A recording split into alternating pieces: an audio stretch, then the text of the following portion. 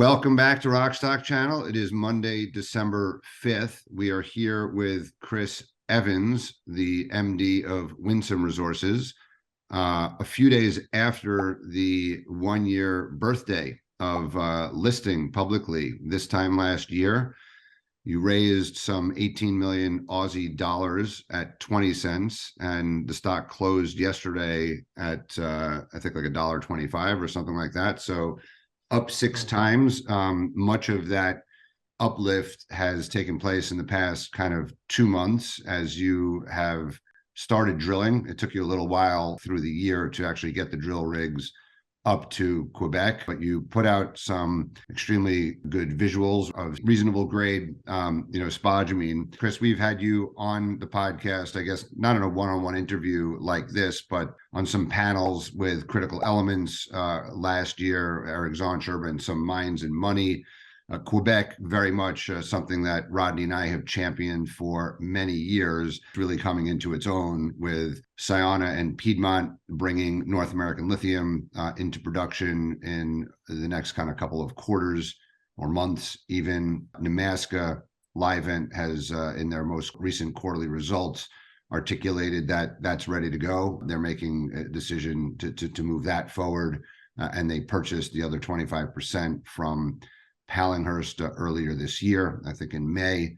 And you've had some M&A activities on about Moblon. Allchem is advancing James Bay, which they've had for a long time. But meanwhile, we've talked about, Crocodile Rock, the Aussie spodumene. We've also talked about Crocodile Dundee as a bunch of Australians applying their spodumene skills in Quebec and also Ontario. We call the Quebec, Ontario, North Carolina, the North American Lithium Triangle, just to remind viewers of something we've, again, championed for a number of years that really looks like it's going to take off in the next number of months. And in the case of a legend in our industry, Ken Brinsden of Pilbara, his next move, he was in retirement for 2 weeks. He joined the board of Patriot Battery Metals, which has gone from 0 to 700 million market value. You've gone from 0 to about 125 million. But in a similar vein, another legend, Stephen Biggins of Core Lithium, both Ken and Stephen have helped create companies which are worth, north of $3 billion in Core's case, and I don't know, some 15 billion, in Pilbara's case. So the fact that Stephen Biggins has joined your company, Winsome, as chairman, and all of, I think, the core retail followers are paying close attention to, well, why did he do that, right? There must be something, here. So I want to talk a little bit about, all of that. And but start, Chris, just, I guess, with your background. We met first in 2018 when I visited Altura and Pilbara and Kidman back in the day, the Mount Holland deposit. But you, we have a picture I could put up here, drove me around in your truck as the chief operating officer of Altura. And we were talking about, I remember fondly, you were an avid reader of the Lithium Bull at that point.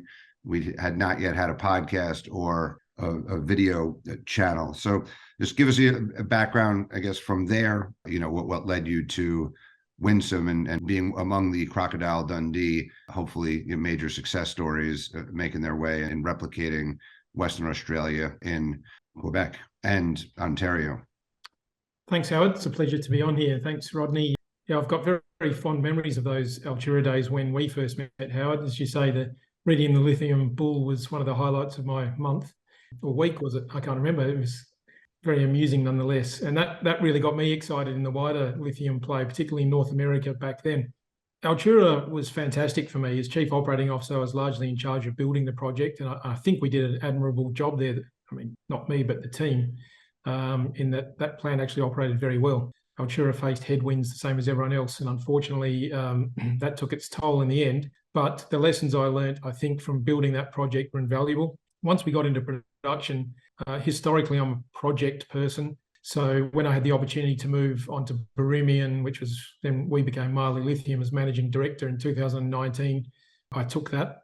role because the Goulamina project in Mali was very exciting. Another world-class project, if the jurisdiction's somewhat different to Western Australia. I oversaw the definitive feasibility study there. I did about 18 months at Mali Lithium, now Leo Lithium, until COVID hit. And at that time, we were really going through the acquisition of the Barrick mine at Marilla. I left at the beginning of COVID.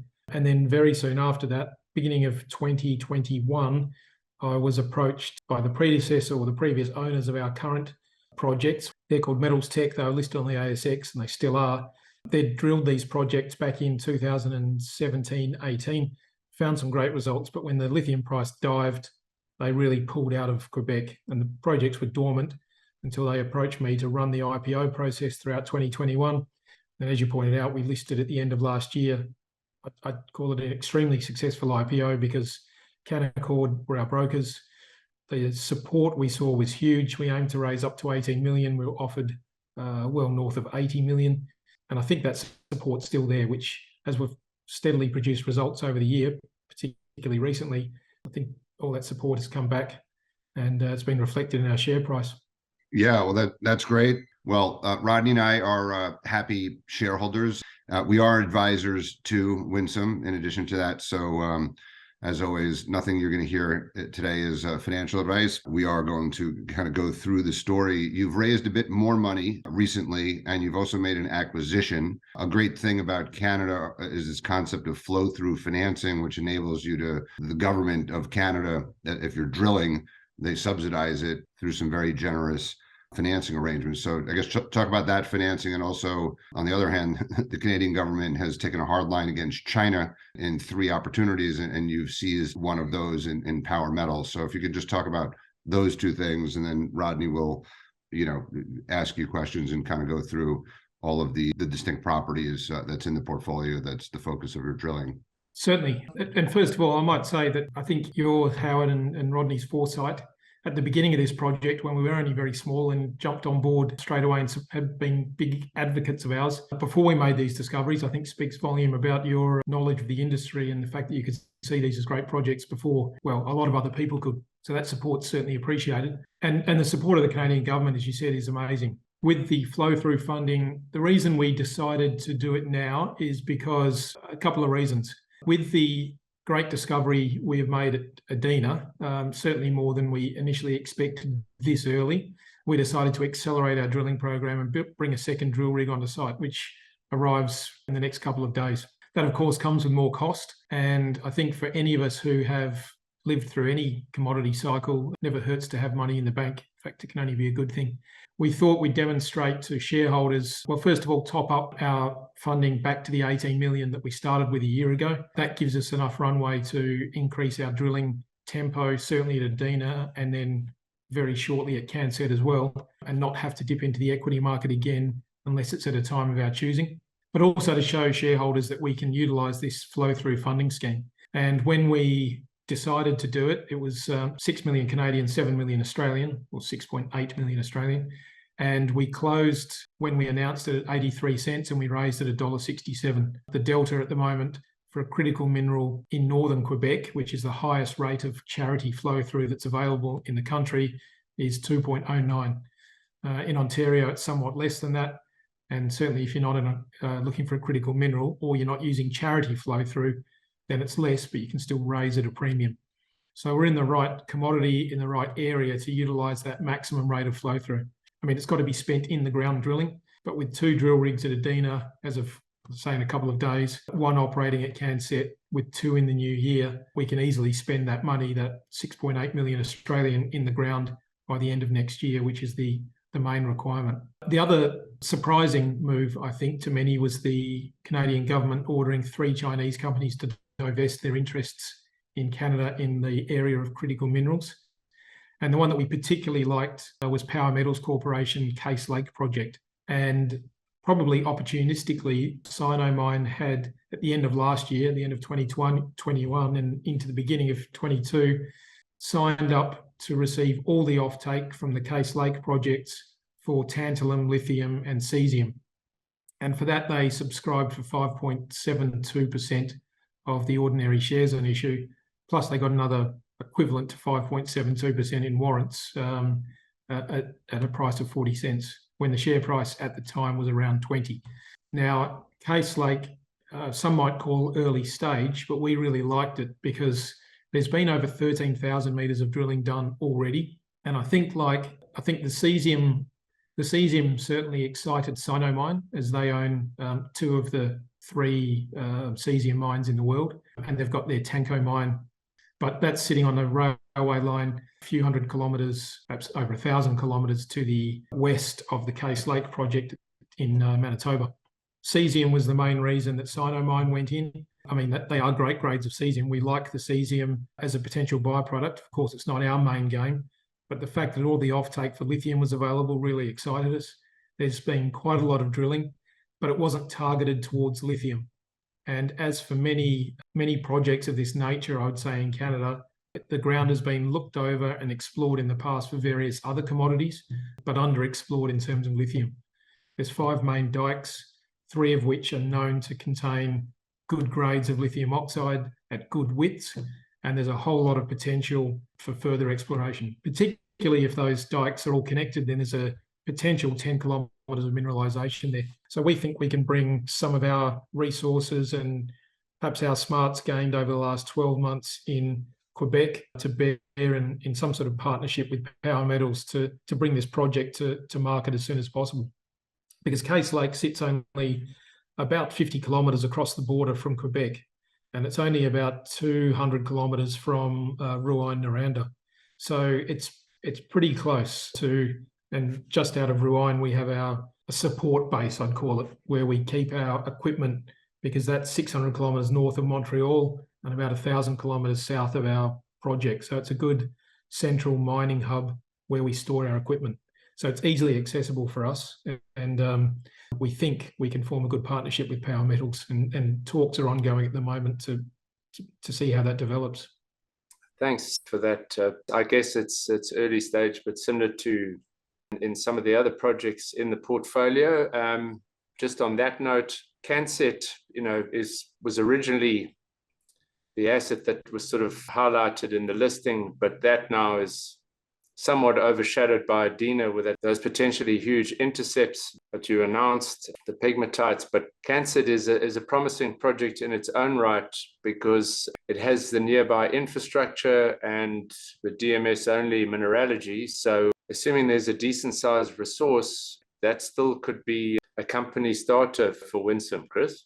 I've absolutely no doubt about that. I think Cancet is sitting on its own would be a company maker. And that's the beauty of having more than one asset, of course. Cancet is such a big area.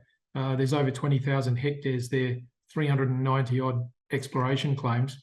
And as you point out, we've got roughly 3 million tonnes, if you do the basic volumetric calculations, of a well-mineralised pegmatite sitting right on the Trans-Tyger all-weather highway, with power lines passing, within a few kilometres of us.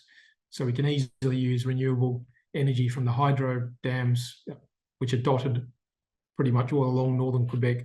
So from infrastructure and access point of view and metallurgical point of view, Cancet, at least the circa 3 million tonnes we've found at the moment, looks absolutely fantastic. I think the area, the reason it's potentially been overshadowed in the short term, and this may well continue for another 6 or 9 months, is because it's such a large area. We've just spent the fall investigating 20 odd pegmatite outcrops we discovered during the summer. That's with a heli-mounted RC rig. And my belief is at least some of those will show up as mineralised. We've also got a whole lot of targets over the rest of the property that are under a bit of cover that have been identified through magnetic and gravity surveys. And particularly the gravity has shown up as being a very, very effective tool for identifying pegmatites. And that's proved itself at Adena as well with the drilling we've just done, along with recent gravity surveys. So Cancet, as I say, I think it's got the ability to be a company maker in its own right, but it's going to be a little bit more coy with us than Adena's proved to be. And it might take an extra couple of months to find that mother lode that I've no doubt is there, given its proximity to the Corvette project, geological setting in which we see it sitting. Chris, I guess if you get some good hits there, it's going to start to look like what Core did as a DMS only. So that brings us up onto your new board member, Stephen Biggins. So, the similarities can't have been lost on him. Can you just sort of give us a sense of what the role is that he's going to play in the company? I'm sure going to be more hands-on than just a non-exec. Well, non-exec's his title. I think any of our directors at the moment, and particularly Stephen in the chairman role and with his experience, is going to be, by the nature of what we're going to be doing over the next 12 months, is going to be reasonably active, certainly more active than in many other companies. And the reason for that is there's going to be so much going on. We're going to have multiple drill rigs at multiple sites, and we have acquisition ambitions, which have already started to show with the Sinomine acquisition of Power Metals. So I think it's going to be busy for all of our directors over the coming 12 months. But I think the things that Stephen clearly brings is, well, as Howard pointed out, he brings a big retail investor base who experienced a great deal of success under his leadership at Core Lithium. The lessons he has learned through going through exactly what we've been through over the last 10 years are just invaluable to us. I mean, it's been shown already the couple of weeks he's been talking to us. There's so much he can bring to the table. Now, I've been saying all along, and I think appointing Stephen to the board probably highlights this, is that we approach this project, as in myself and the rest of the board before Stephen joined, as if we're going to be building both Cancet and Adena in 3 to 4 years' time. And that's necessary because the decisions we make today are setting the pathway for as smooth a project as we can put in place. And Stephen, better than anyone else, has been through that and can really assist us in that philosophy and setting up the project properly. I know it's early stage, but I'm sure you'll be testing. Do you think there are some other projects within the company portfolio now that could also be DMS only, like Cancet? Well, we've had the first round of met test work done at Adena earlier this year, and visually this holds true. We didn't get as high a recovery as Cancet, but as our metallurgist said, he's never seen recovery as high as that 91% that we got from heavy liquid separation in the lab from the Cancet. But what we did get was about 72 to 74% recovery from heavy liquid separation, which is more than respectable and definitely has the potential to be DMS only. Of course, that counts on a number of factors like access, the final recovery through all the rest of the test work that we can get. But if you can get anywhere near 70% with DMS, as you know, Rodney, then it probably makes it feasible, at least in the early stages of the project.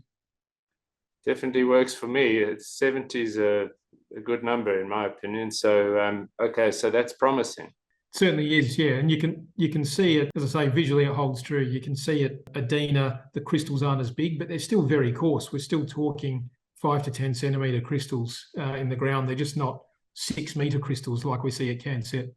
On that, obviously the DMS has a much lower capex requirement, and if you look at Cancet and that growing well, are there any plans for the company to get a strategic, partner or offtake? Does one really need it? Can you go it alone given lower capex, or is there a benefit, do you think, to bringing in a partner that can accelerate, all the projects, possibly with some input, and also help with permitting, things like that? As Global Lithium has attracted Mineral Resources as an example, and Green Tech has taken on, Lithium Americas, is that something that you think has value, or you're comfortable going it alone? I think it potentially has value depending on exactly what we want to achieve out of it and who the party is. As you can probably imagine, we haven't been short of approaches for things like that. Given where we think this can go, we're not in a hurry to jump into a partnership, but we recognise that the right one could add significant value and the perception of the market, increase the positive perception the market has of Winsome. But that's the beauty of having two projects that look like they stand alone. They could be a success. We could have the option of partnering on one, or commencing one early and using that money to fund the other. There's a number of options we have, particularly Cancet sitting on the road. I mean, we could have a DSO operation going relatively quickly, and there are permitting requirements that you can't get around in Quebec. There's a 3-year minimum environmental permitting time. The Ministry of Energy and Natural Resources, we've taken them to site. We've got their view on permitting, and there's a 3-year minimum time if there's no bumps in the road. That 3 years has commenced in our mind because we've already had a baseline environmental survey completed. So within 3 years, we could be having a DSO operation out of Cancet. And the analogy I've been using recently is if we could get anywhere near what core lithium are getting, 1,000 Australian dollars a tonne for DSO, there's 3 million tonnes sitting there, that's $3 billion in revenue. If we can't get it out of the ground, crushed and on a ship for $500 a tonne, then we should be shot. So there's $1.5 billion in revenue that you might, in profit, that might come out of that DSO operation that we know is sitting there right at the moment at today's prices. So there's various ways to look at this. I think going back to specifically your question, yes, we're open for partnerships or strategic assistance, but it would have to be right for the company. On Adena is relatively close to Patriot. A lot of viewers may not even be aware of Patriot yet, right? Because they've had drill results, but no resource. You've had visuals of very attractive looking spodumene, but haven't actually announced yet the assays, from them. But both stocks have risen, quite aggressively. Patriot very, very significantly, but like Adena, what's the potential corollary between Adena and Patriot, because the Corvette property, which is because they're relatively close? What makes people think that you could have similar success there? Well, the distance between Cancet and Adena in a direct line is about 160 kilometres. Corvette is located right in between them in terms of it sits on that direct line, but it's actually closer to Cancet. So the Corvette property starts about 30 kilometres to the east of where our Cancet property ends. And then Adena is another 70 odd kilometres further to the to the east. Now, there doesn't appear to be any significant geological changes in the area. What we see at Adena, the core visually looks very similar to what the core that Patriot's put out at Corvette. Sandwiched between Cancet and Adena is Corvette, we've discovered very exciting lithium mineralisation at both of those. We think we're very well positioned with both projects. It's early days, but and maybe there's consolidation of this whole district. If you're saying that Corvette's in between Adena and Cancet, why not put it all together potentially in the future? So there's been a lot of volume in your stock, a lot of interest. I mean, again, it's risen sixfold. I'm going to put up this scoreboard here, just a comment, our last November scoreboard. There's been a significant shift over the past year back to what we've always said, keep it simple, stupid, conventional spodumene, spodumene software. But if you look at the developers outside of Mineral Resources and Pilbara and Mineral Resources, Chris Ellison has famously now said, like, if you own your own rock, you're God, and you want to be owning spodumene rock. And his stock and Pilbara have performed incredibly, but Sigma has now jumped to the top of the chart ahead of Lithium Americas.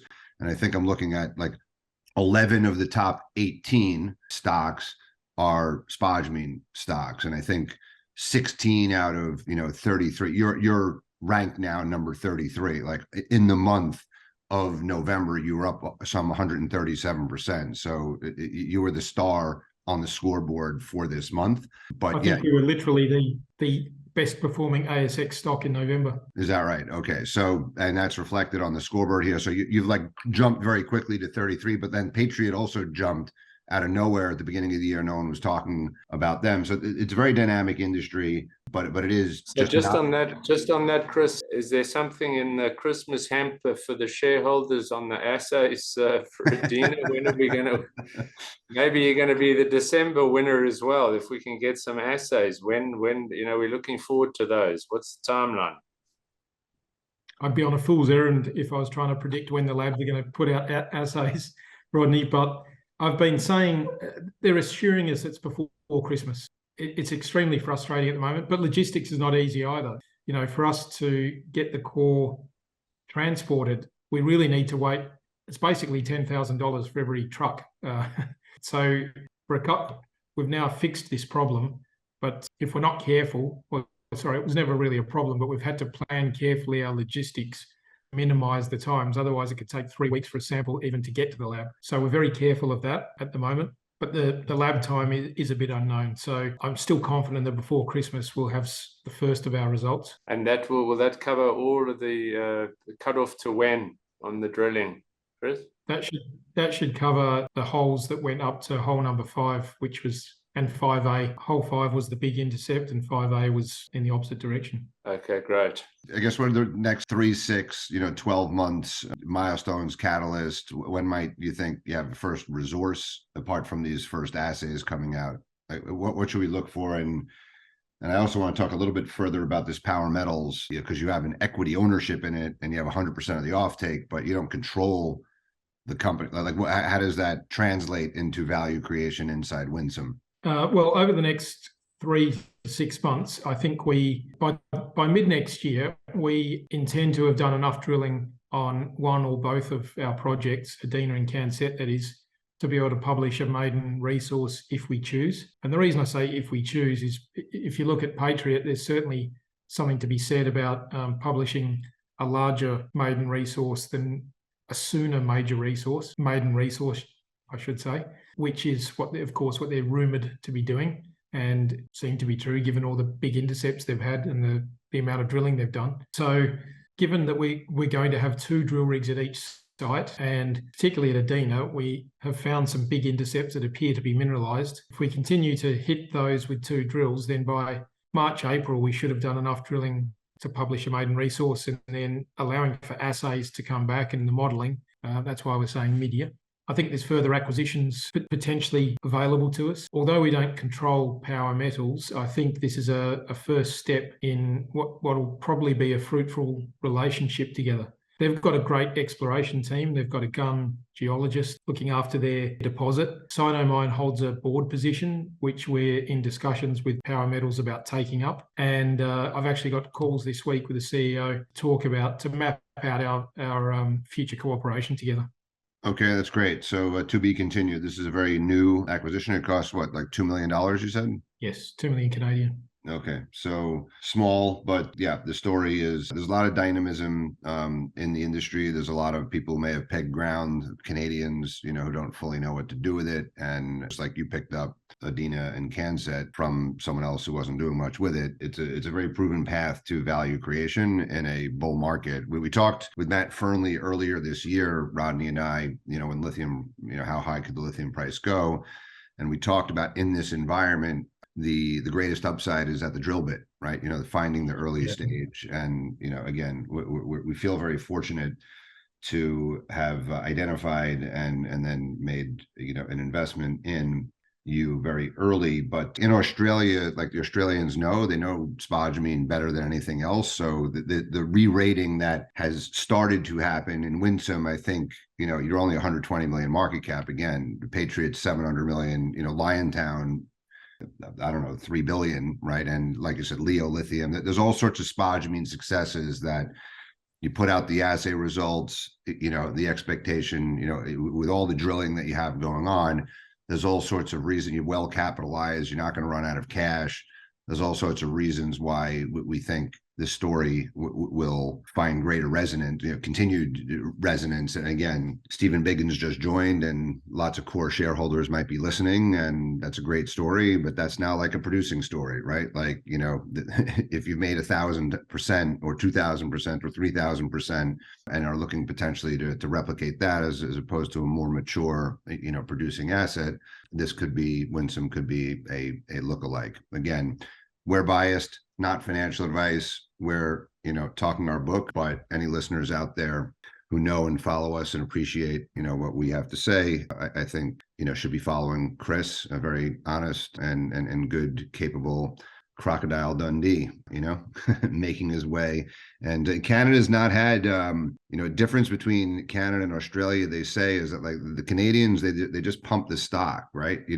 Or they drill, study. But, the Aussies are like, how do we get into production as fast as possible? And that was the Pilbara way. That was the Altura way. And that's the mentality you're bringing to this, is like, just can do, let's like the attitude within Canada, I think, is increasingly, let's get it done. Like I said, North American Lithium coming on stream, Nemaska, like all the negativity toward, Quebec, I think is in the rearview mirror, and people looking through the front windshield, should be recognizing why is Ken Rinsden, why is Steve Biggins putting their name and time to this area. And I think it's a relative value arbitrage, right? There's, in Australia, a lot of things are more expensive. So the value is here in Canada. Just going to Howard's point that you just made, there's some real value still to be had, as you say, but these things do take time. And although it's easy to say, well, it's only over the last 6 weeks that our share price has jumped up, that's happened because of a year's worth of hard exploration work by our team that's on the ground. It took a year to find where we're drilling now. It's not an accident that we happen to be drilling there. And for anyone coming into the field, it's going to take that time to at least to find, and we still haven't found everything that's there. So there's a time factor in there that's led to this point, although it seems to happen very quickly. And although we've had a bit of a re-rating, as you say, there's still a long way to go. And the other reason I think the market appreciates it, if that 160 metres that we hit in that one hole is indeed mineralised how we suspect it is, given the visual spodumene, then there are very few hard rock projects in Canada that have had those sort of intercepts.